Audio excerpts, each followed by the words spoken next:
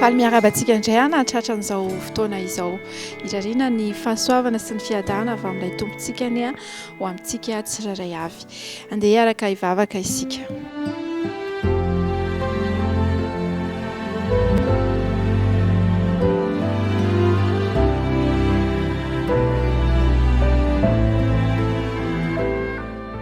Jehovah Andriamanitra haranay mbola misaotra anao izay amin'ny fotoana izay omenao anay. Ankehitriny raha hiatrika izao fotoana izao izahay dia omeo anay ny fanainao masina mba hanazava ny fonay sy ny fisainanay ahafahanay mandray indray izay tianao ambara aminay amin'ity androany ity. Amin'ny anaran'i Jesosy. Amen.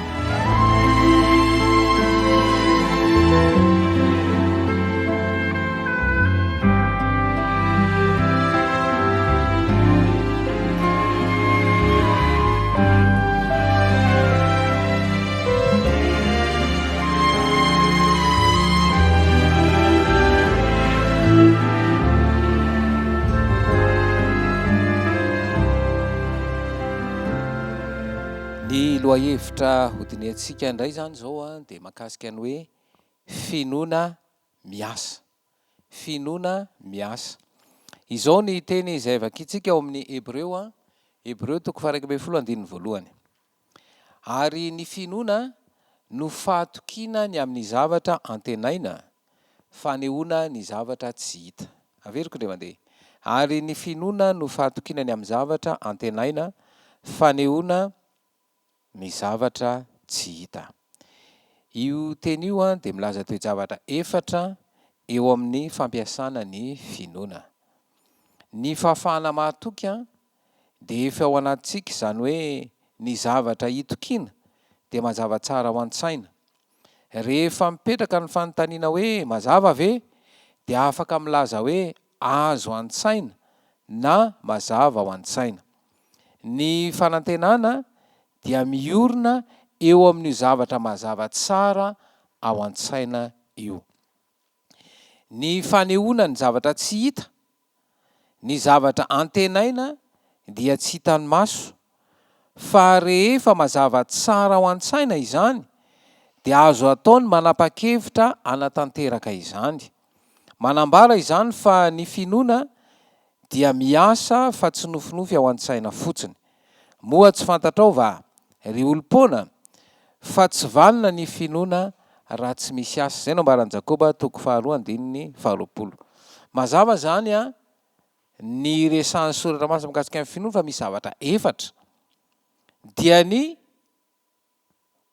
matoky, ny zavatra antenaina, fanehoana ny zavatra tsy hita.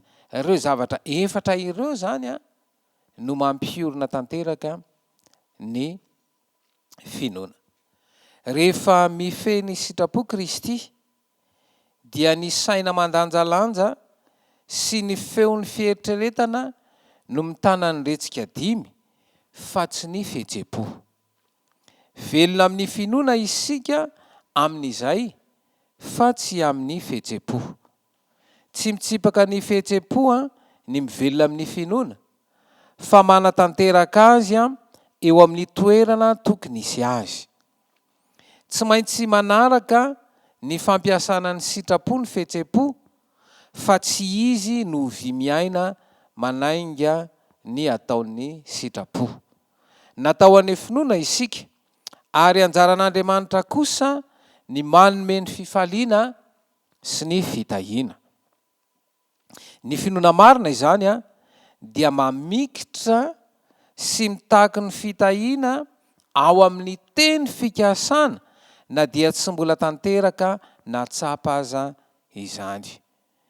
Mila akarintsika ampinoana ao amin'ny efitra masina indrindra ny fangatantsika, ary aoka isika hifikitra amin'ilay fitahiana nampanantenaina sy hitaky izany toy ny antsika.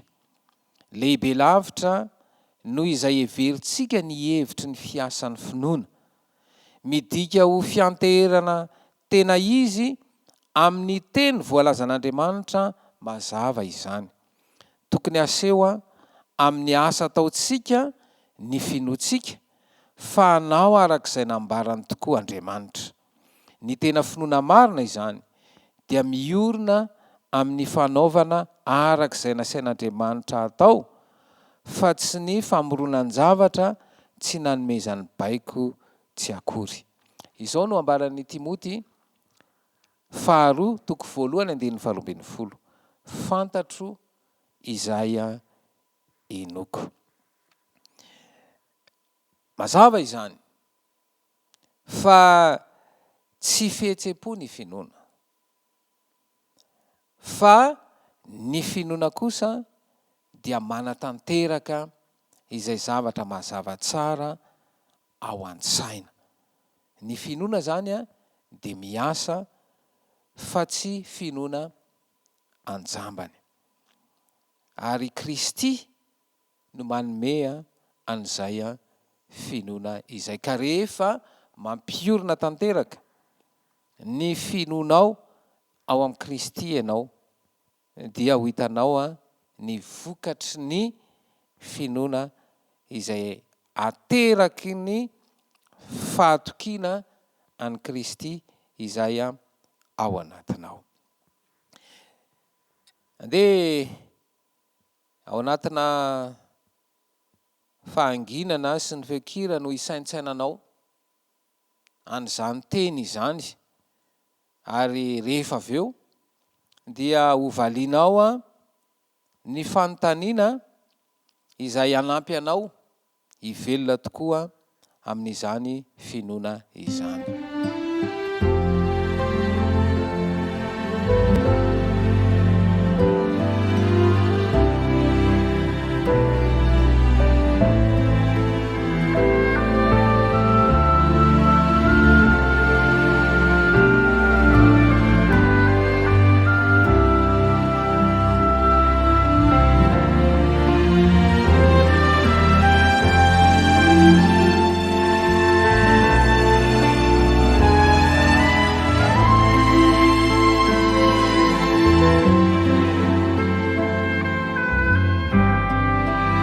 Fotoana zany izay anaovanao fisaintsainana ka tarihana ianao avy amin'ny alalan'ny taridalina teo ihany no amalinao an'ireto fanontaniana izay apetraka ireto. Fanontaniana voalohany dia hoe inona no atao hoe finoana?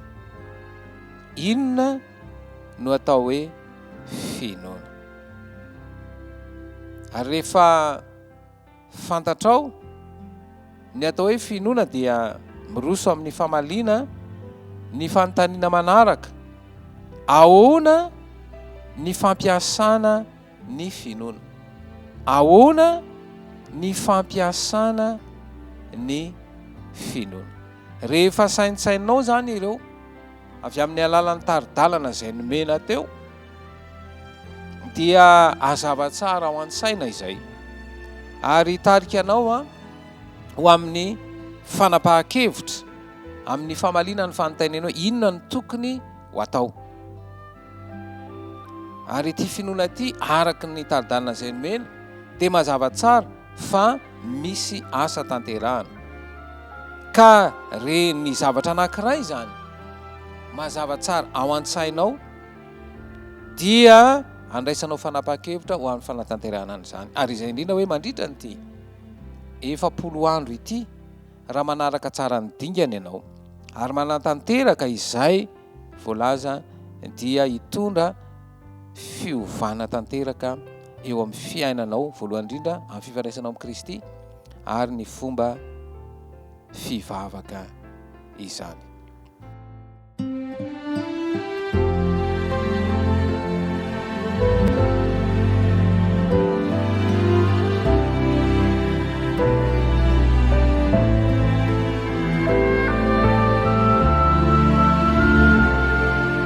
Izany an-danitro ianao ilay raina ny lanitra sy ny tany, tokony hitompa tangany mpanjaka mahefany zavatra rehetra, atolotra ianao ihany ny dera, ny laza ary ny voninahitra mandrakizay mandrakizay. Miresaka mivantana ianao amin'ny taridalana ny mahakasika ny finoana, manjavozavo ny fiainana izany, ary tsy manana antoka tokoa izay satria ny zavatra ataonay rehetra ohatran'ny tsy mety araka ny zavatra iverinay. Kanefa raha miteny ianao fa ny finoana kay dia fiainana izy io, ary zavatra mazava tsara ho an-tsaina ary izay indrindra no angatahana ny herin'ny fanahinao mba nazava amin'ny sainanay a ahafahanay tena miaina amin'izany finoana tena marina izany ka anio ny voninahitra ao a amin'ny fanapa-kevitra rehetra izay raisinay tononona sy angatahana amin'ny anaranao Jesosy Kristy ny vavaka amen.